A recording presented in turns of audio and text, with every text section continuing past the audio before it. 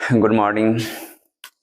आप लोगों को वेक्टर के प्रीवियस क्लास में हम कुछ पॉइंट लिखाए थे, जैसे मॉडुलस वेक्टर था, फिजिकल क्वांटिटी था, कितने टाइप के फिजिकल क्वांटिटी होता है।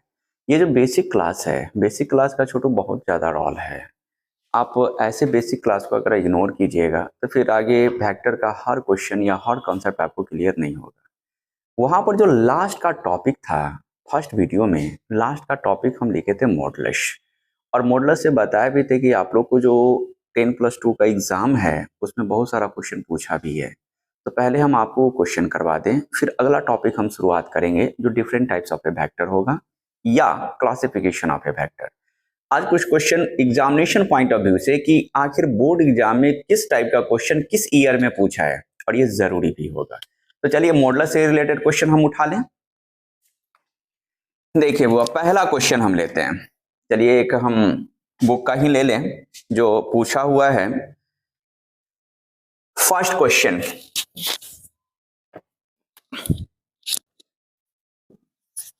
क्वेश्चन नंबर फर्स्ट, चलिए पेज पलट दें। लिखा जा रहा है कि x i plus y j plus z के का मापांक इज इक्वल टू, ऑप्शन दे दिया। ये ऑप्शन है under root x square plus y square plus z square. B option 1 under root x square plus y square plus z square. C option x square plus y square plus z square. एक और लेते हैं D option x plus y plus z. और ये जानते हैं 2021 में पूछा हुआ क्वेश्चन है, BSEB 2021। अब बताइए निम्नलिखित में से कौन सा ऑप्शन। समझाए भी थे कि जब भी किसी वेक्टर का अगर मापांक निकालना हो तो उस केस में आप क्या करेंगे, उस केस में आई जे के का जो गुणांक होगा उसको स्क्वायर करके जोड़ करके रूट लगा दीजिए। इसका आंसर आपको दिखाई देगा। कौन सा होगा? A option. ये 2021 में ये बच्चा टाइप का क्वेश्चन पूछा है। अगर इस टाइप का क्वेश्चन का भी आप नहीं बना करके स्कोरिंग कीजिएगा तो बड़ा मुश्किल होता है। चलो कोशिश कीजिए कि हर मार्क्स को हम उठा लें। इसी में दूसरा क्वेश्चन हम आते हैं। नेक्स्ट क्वेश्चन आते हैं, क्वेश्चन नंबर 2। ये BSEB 2015 और 2020 में पूछा हुआ क्वेश्चन लिखने जा रहे हैं हम। 7i माइनस 2j प्लस के वेक्टर का मापांक। ऑप्शन दे दिया। A under root 10, option B under root 55, option C 3 under root 6 और ऑप्शन डी 6। अब बनाइए क्विक, 5 सेकंड, इससे ज्यादा नहीं लगना चाहिए। ऑप्शन जरा देखिए। 7i माइनस 2j प्लस के वेक्टर मापांक पूछा जा रहा है। और ये जान लीजिए 2015 और 2020 में सेम क्वेश्चन आपको रिपीट किया है। अब इसमें कोई लोचा नहीं है, थोड़ा सा ध्यान दीजिएगा। एक ही लाइन में आपको आंसर दिखाई देगा। कितना आएगा? 49 प्लस 1 50, ठीक है, और 4 49, 50 और ये 4 तो 54। सॉल्यूशन, इसका मापांक 7i माइनस 2j प्लस के वेक्टर, ये अंडर रूट 7 का स्क्वायर प्लस माइनस 2 का स्क्वायर और प्लस 1 का स्क्वायर, ये under root 49 plus 4 plus 1 under root 54। अब यहां से जरा रूट देख लीजिए। तो अगर 1 होता था उधर 55 आता, बी ऑप्शन आपको दिखाई देता। 55 तो है नहीं, तो ये कितना आ जाएगा? 54। ये इसको लिख सकते हैं 18 गुने 3 54। अब 18 को हम यह भी लिख सकते हैं 3 तिया 9 दूना 18 और 3, तो यहां से एक 3 बाहर निकलेगा, 3√6। सी ऑप्शन दिखाई देगा। अब इसमें कैलकुलेशन आप जितना शॉर्ट कर लीजिए। चलिए कुछ क्वेश्चन जरा और देख लें, कुछ क्वेश्चन और मापांक से ही रिलेटेड। कितना बच्चा टाइप का क्वेश्चन पूछता है। मापांक से रिलेटेड क्वेश्चन।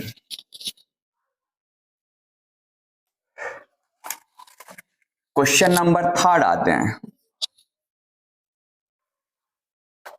मापांक vector 2i vector minus 7j vector minus 3k vector का मापांक is equal to, option A आ जाइए √61, ऑप्शन बी 62, ऑप्शन सी 64 और ऑप्शन डी √32। जान लीजिए ये बिहार बोर्ड में पूछा हुआ क्वेश्चन है, BSEB 2013 में पूछा हुआ क्वेश्चन है। बना जाइए क्विक। मापांक से रिलेटेड क्वेश्चन कंटिन्यू पूछा जा रहा है लगभग। सॉल्यूशन देखा जाए 2i minus 7j minus 3k vector, ये √2 का स्क्वायर माइनस 7 का स्क्वायर माइनस 3 का स्क्वायर, ये √4 49 और प्लस 9, ये कितना आ जाएगा 18 और 4 8 4 12 2 4, ठीक है, और सही है ना 18 और 4 12 22, तो ये 4 2 6 √62। अगेन आते question number 4। Modulus 2i minus 3j और प्लस k वेक्टर कंटिन्यू, ये BSEB, ये 2017। इसका आंसर निकाल, ऑप्शन जरा दे दिए 14, बी √14, सी ऑप्शन √3 और डी ऑप्शन 2। इसका भी आंसर निकालें 9 10 और 4 14, बी ऑप्शन। एक बच्चा टाइप का क्वेश्चन सवेराइज किया जाता है। आपको 2019 में भी क्वेश्चन पूछा है, यहां पर लिखा जा रहा है कि 19i plus 5j minus 6k का मापांक बताइए कितना है। 2014 में ये क्वेश्चन नंबर 5 ही लिख लीजिए। इसका मापांक पूछा जा रहा है 19i और प्लस 5j और माइनस 6k वेक्टर का मापांक। ऑप्शन दे दिया √322, ऑप्शन बी √420, ऑप्शन सी √421 और ऑप्शन डी √422। ये 2019 2019 ये बिहार बोर्ड का पूछा हुआ क्वेश्चन है। तो मापांक एक बेसिक फंडामेंटल है और इसी बेसिक फंडामेंटल से देखें आप लोग को बिहार बोर्ड लगभग, अगर लगभग की हम बात करें तो हर साल क्वेश्चन पूछता ही है। इसलिए कहे थे कि मापांक का कॉन्सेप्ट पढ़ा दिए, इसका मतलब एक क्वेश्चन आपका क्लियर हो गया ऑब्जेक्टिव के पॉइंट ऑफ व्यू से। और आगे जो हम पढ़ाने जा रहे हैं रियली में, उसमें मापांक का किरदार काफी ज्यादा अहम रोल होगा। तो नेक्स्ट आते हैं different types of A vector.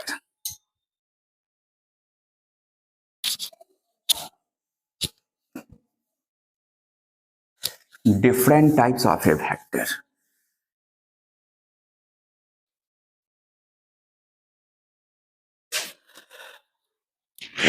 Different types of A vector, heading दें डिफरेंट टाइप्स या क्लासिफिकेशन, दोनों में से जो भी दे सकते हैं। क्लासिफिकेशन ऑफ ए वेक्टर, जिसको दूसरे लैंग्वेज में हम यह भी कह सकते हैं different types of A vector, और हिंदी में लिखना होगा तो आप लिख सकते हैं सदिशों का वर्गीकरण। सदिशों का वर्गीकरण, different types of A vector. यहां पर हम सिर्फ टाइप्स ऑफ ए वेक्टर की भी बात कर सकते हैं। टाइप्स ऑफ ए वेक्टर अर्थात वेक्टर के प्रकार, कितने प्रकार होते हैं, किस टाइप का होता है, कैसे हम पहचानेंगे, ये सभी एक तरीका है। तो वहां पर हम टाइप्स की बात नहीं करेंगे। रीजन क्या होता है कि टाइप्स का मतलब होता है कुछ सेलेक्टेड पार्ट, कुछ सेलेक्टेड पार्ट। लेकिन यहां पर क्या सिलेक्टेड पार्ट ना होकर के कई सारे वेक्टर्स हैं, इसलिए वहां पर हम क्लासिफिकेशन वर्ड का यूज करते हैं, टाइप्स का वर्ड यूज नहीं करते हैं। क्लासिफिकेशन कहिए या different types of A vector कह दीजिए, ये सब जो वेक्टर होगा जितना हम पढ़ाने जा रहे हैं वो क्लासिफिकेशन में चला जाएगा।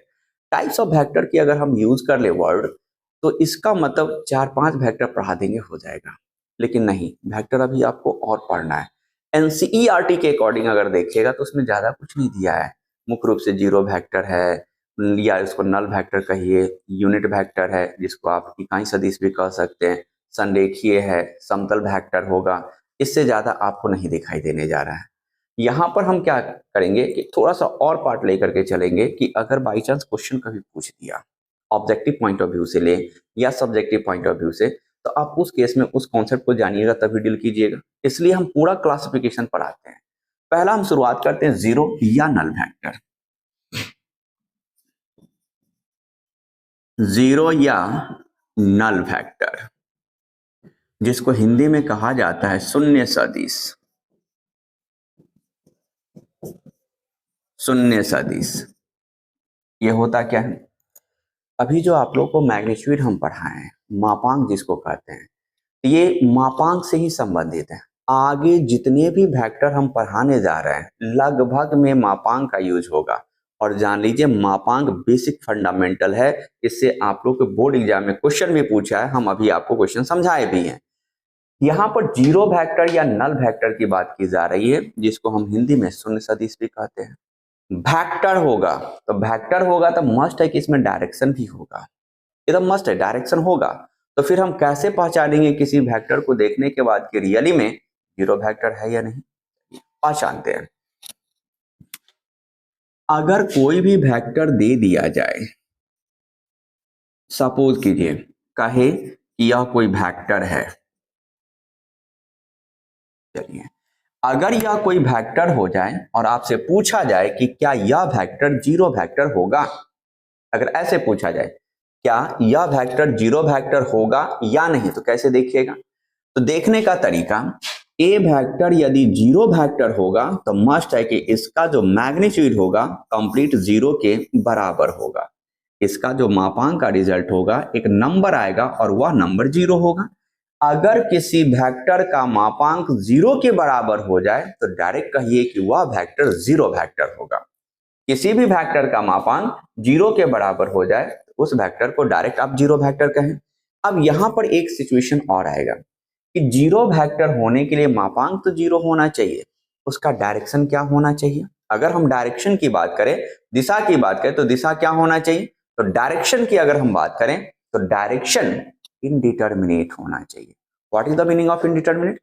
इनडिटर्मिनेट का मतलब है कि दिशा तो होगा लेकिन किस डायरेक्शन में, किस निश्चित दिशा में होगा ये कहना मुश्किल है, इसलिए इनडिटर्मिनेट हम नाम देंगे, ज्यादा बेटर होगा। आप ये नहीं कहिएगा कि दिशा होगा, दिशा होगा लेकिन इनडिटर्मिनेट होगा। जीरो वेक्टर को जनरली ओ वेक्टर या ओ को बोल्ड टाइप कर दीजिए, दोनों में से किसी एक पार्ट से आप रिप्रेजेंट कीजिए, ये इसको जीरो वेक्टर कहते हैं। या तो ओ वेक्टर पर आप एरो का मार्क दीजिए या इसको बोल्ड टाइप से रिप्रेजेंट कर दीजिए, दोनों का दोनों जीरो वेक्टर होगा। तो जीरो वेक्टर का क्या मैग्नीट्यूड जीरो होना चाहिए, डायरेक्शन क्या होना चाहिए, इनडिटर्मिनेट होना चाहिए। इसी में कभी ऐसा क्वेश्चन एराइज कर दे कि बताइए वेक्टर में आपको बताएं लाइन सेगमेंट, आते हैं। वेक्टर दर्शाने का तरीका था, अगर कभी दो पॉइंट दे दिया जाए, दोनों पॉइंट को मिला दे तो एक लाइन बन जाएगा।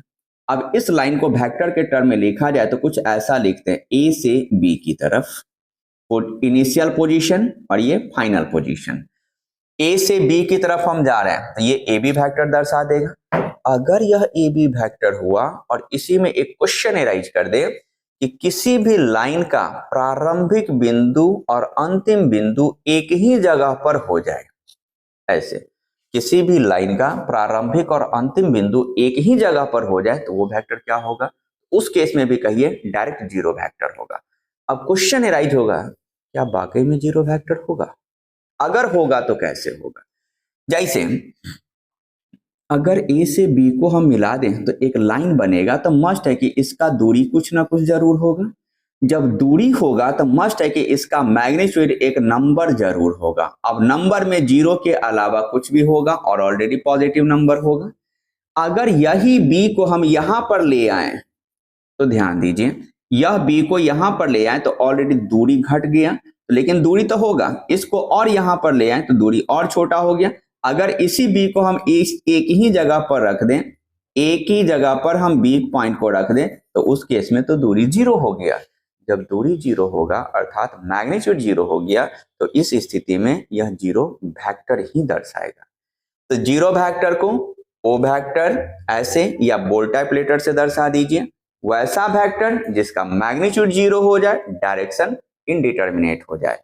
अगर किसी लाइन सेगमेंट का फाइनल और इनिशियल पॉइंट सेम हो जाए तो वह 0 वेक्टर को दर्शाएगा। इसको डिफाइन कर ले थोड़ा सा, एक ऑब्जेक्टिव भी इस पर करा देंगे। 0 वेक्टर वैसा वेक्टर जिसका मैग्नीट्यूड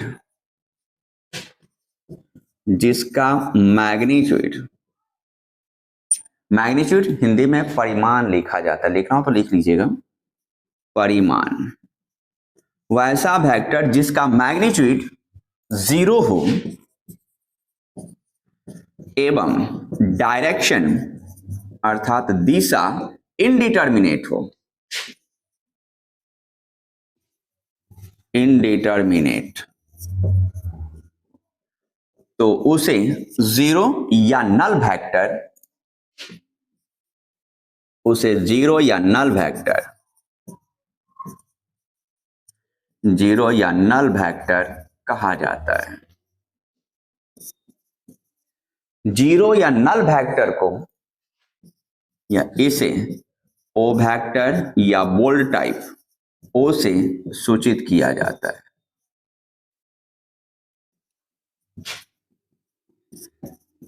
दर्शाने का तरीका है, इसी में लिखते हैं यदि किसी लाइन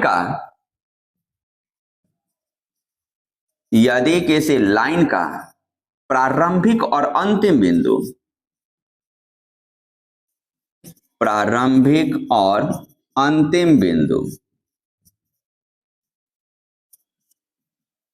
एक ही स्थान पर हो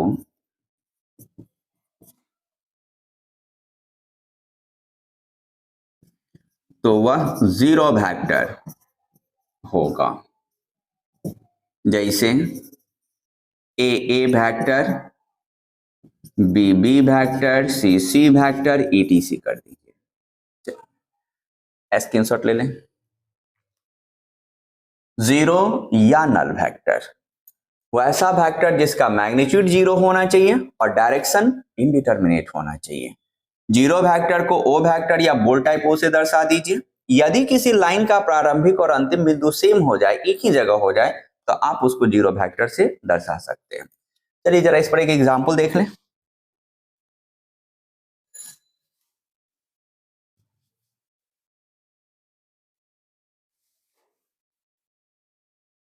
एग्जाम्पल आ जाइए, एक एप्लीकेशन ले लें 0 वेक्टर का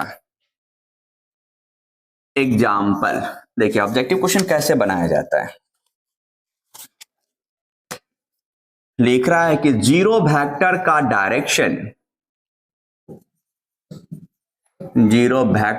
डायरेक्शन अर्थात दिशा होगा, पहला ऑप्शन दे दिया डज नॉट एग्जिस्ट, इसका मतलब प्राप्त नहीं होगा।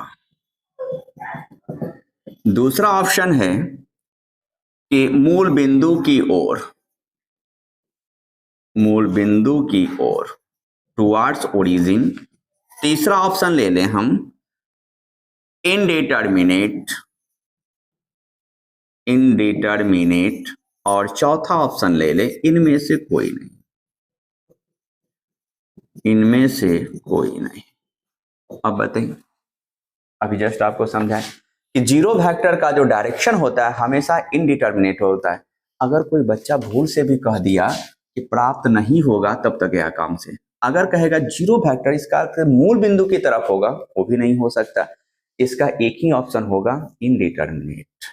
तो इस तरीके से आप लोगों को जो थ्योरेटिकल पार्ट हम पढ़ा रहे हैं, वास्तविकता अगर देखा जाए उसी थ्योरेटिकल पार्ट से ऑब्जेक्टिव रहता है। अब थ्योरेटिकल पार्ट को अच्छे से पढ़िए, 100% ऑब्जेक्टिव बनेगा। इसी में नेक्स्ट आते हैं यूनिट वेक्टर।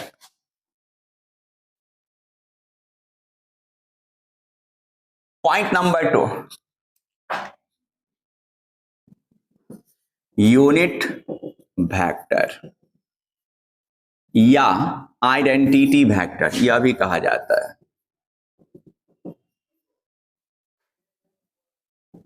जिसको हिंदी में लिखता है इकाई सदिश या तत्समक सदिश।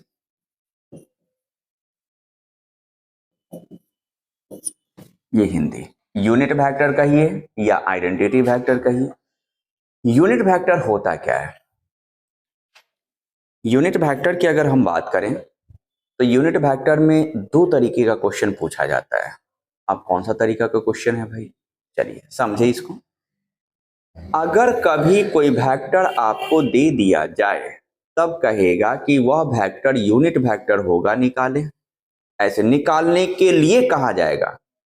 दूसरा टाइप का क्वेश्चन यह होगा कि आपको उस क्वेश्चन में ही लिखेगा कि वह वेक्टर यूनिट वेक्टर होगा, अर्थात इकाई सदिश होगा।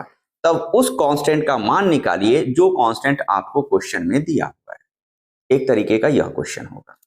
तो हम क्या करेंगे, यूनिट वेक्टर अगर क्वेश्चन कह दिया कि रियली में यूनिट वेक्टर होगा, इसका मतलब है कि उसका मैग्नीट्यूड इकाई होना चाहिए। कोई भी वेक्टर अगर यूनिट वेक्टर हुआ तो ये कंफर्म हो जाइए कि मैग्नीट्यूड हमेशा 1 ही होगा, दूसरा नहीं। अगर भूल से भी मैग्नीट्यूड आप 1 के बराबर न करके कोई अदर नंबर कर दिए तब तो फिर गलत है। जैसे ए वेक्टर, अगर यह यूनिट वेक्टर हुआ तो मस्ट है कि इसका मैग्नीट्यूड 1 होना चाहिए, डायरेक्ट हम मैग्नीट्यूड 1 निकाल देंगे। अगर क्वेश्चन कह दिया कि यूनिट वेक्टर है तो मैग्नीट्यूड मुझे 1 के बराबर करके चलना है। अगर कभी कहा जाए यह कोई भी वेक्टर है, कोई भी वेक्टर हो सकता है, इसका यूनिट वेक्टर निकालिए, तो देखिए यूनिट वेक्टर को दर्शाने का तरीका है ए कैप। कैप दे दीजिए। जब आप कैप वर्ड का यूज करेंगे या कैप का सिंबल देंगे तो ये यूनिट वेक्टर होगा। यूनिट वेक्टर को दर्शाने का तरीका है, डिफाइन करने का तरीका, इस वेक्टर को इसी के मापांक से भाग दे दीजिए। ये यूनिट वेक्टर निकालने का तरीका होगा। अगर कोई वेक्टर को कहा जाए कि यह वेक्टर का यूनिट वेक्टर निकालिए तो पहला काम उस वेक्टर का मापांक निकाल लीजिए। मापांक सिखाए हैं, उस मापांक से उसी वेक्टर में आप भाग दीजिए तो ये यूनिट वेक्टर निकल जाएगा। उसी मापांक से उस वेक्टर में भाग देना है तो यूनिट वेक्टर होगा। अब यहां पर एक कॉन्सेप्ट और आएगा, क्या हर वेक्टर में हम कैप लगा दें? कभी कभी क्वेश्चन एराइज करते हैं बच्चे लोग कि sir I vector, J vector, के वेक्टर। जरा गौर करें, आई वेक्टर है, जे वेक्टर है, के वेक्टर है। कभी कभी आई कैप, जे कैप और के कैप भी लिखा जाता है। अब यहां से एरो का मार्क दीजिए या कैप दे दीजिए, तो इसका मतलब ही है कि यह यूनिट वेक्टर को रिप्रेजेंट करेगा। जब यूनिट वेक्टर रिप्रेजेंट करेगा तो आई जे के में आप कैप दीजिए या एरो दीजिए, चलेगा। लेकिन अगर किसी अदर वेक्टर में आप कैप दे देते हैं तो उसका मतलब बदल जाएगा।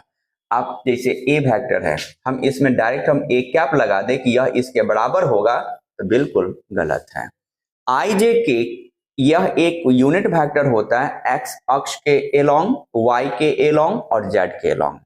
एक्स अक्ष के अनुदिश हमेशा आई वेक्टर, वाई के अनुदिश जे वेक्टर और जेड के अनुदिश हमेशा के वेक्टर लेते हैं, जो खुद यूनिट वेक्टर है। तो इस केस में आप एरो का मार्क दीजिए या कैप दे दीजिए, कोई फर्क नहीं पड़ने जा रहा है। तो यूनिट वेक्टर में ये कंफ्यूजन नहीं रहना चाहिए, और यूनिट वेक्टर से भी आप लोग का ऑब्जेक्टिव पूछता भी है। यूनिट वेक्टर के लिए क्या कीजिएगा, अगर कोई वेक्टर दे दिया जाए और कहा जाए कि यूनिट है तो उसका मैग्नीट्यूड निकालेंगे। अगर मैग्नीट्यूड 1 के बराबर हो गया, कंफर्म हो जाइए यूनिट वेक्टर होगा। अगर किसी वेक्टर को देने के बाद कहा जाए कि यूनिट वेक्टर निकालिए, तो आप निकाल दीजिए। डिनोट करने का तरीका होगा कैप, कैप लगा देंगे। डिफाइन करने का तरीका, इसी वेक्टर के मैग्नीट्यूड से हम भाग दे देंगे, यहां पर यूनिट वेक्टर निकल जाएगा। चलिए एक लाइन लिख लेते हैं इस पे। Unit vector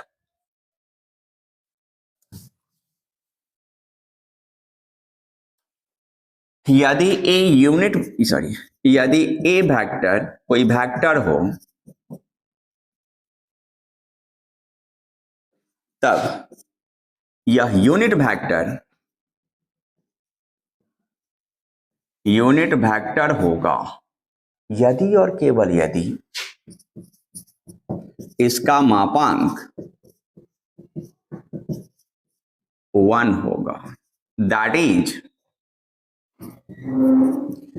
magnitude of a is equal to A vector, इसी में लिखते हैं ए वेक्टर के यूनिट वेक्टर को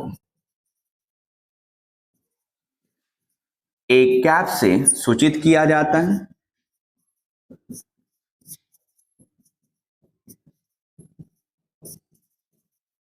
एवं इसे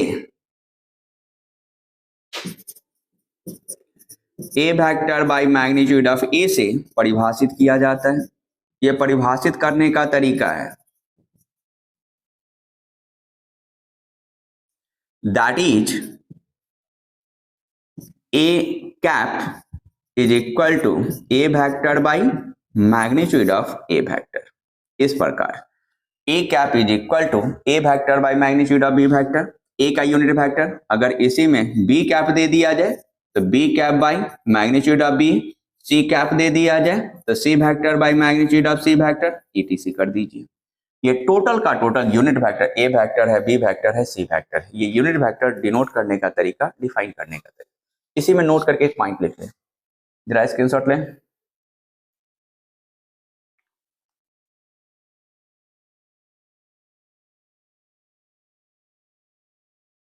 हो गया, नोट करके कुछ पॉइंट लिख लीजिए।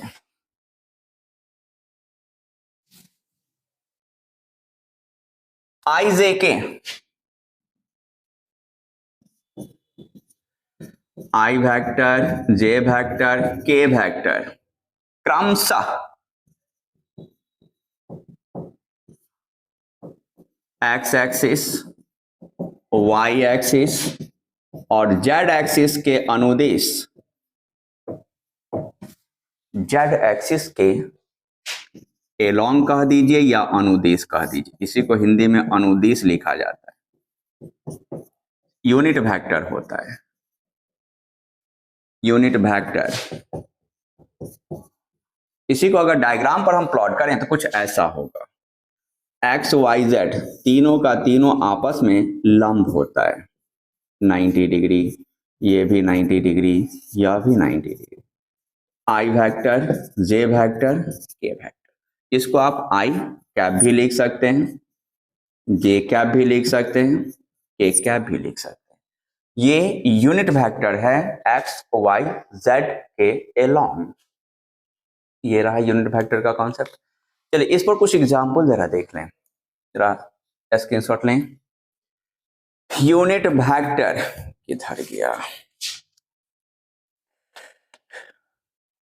एक आप लोगों को एनसीईआरटी में सेकेंड एक्सरसाइज में ही शायद या मिसलेनियस में एक ऑब्जेक्टिव पूछा है यूनिट वेक्टर से संबंधित। हम उस क्वेश्चन को जरा लें।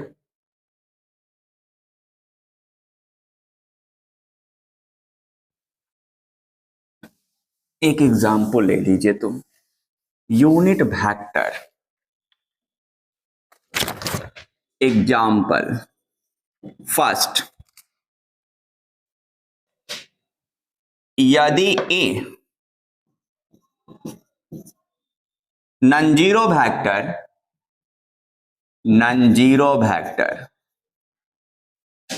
हो जिसका मैग्नीट्यूड,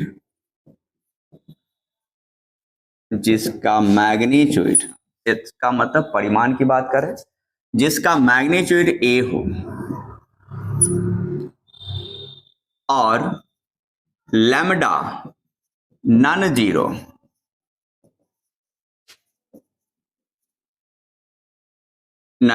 हो, तब lambda A vector unit vector होगा, यूनिट वेक्टर होगा यदि और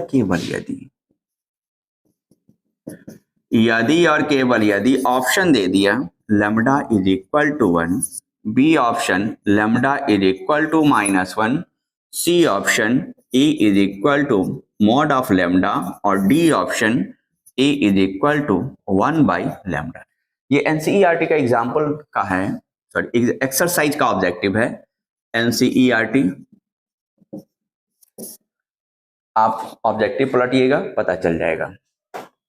यहां पर क्वेश्चन क्या कह रहा है, जरा क्वेश्चन के सेंटेंस को समझिए।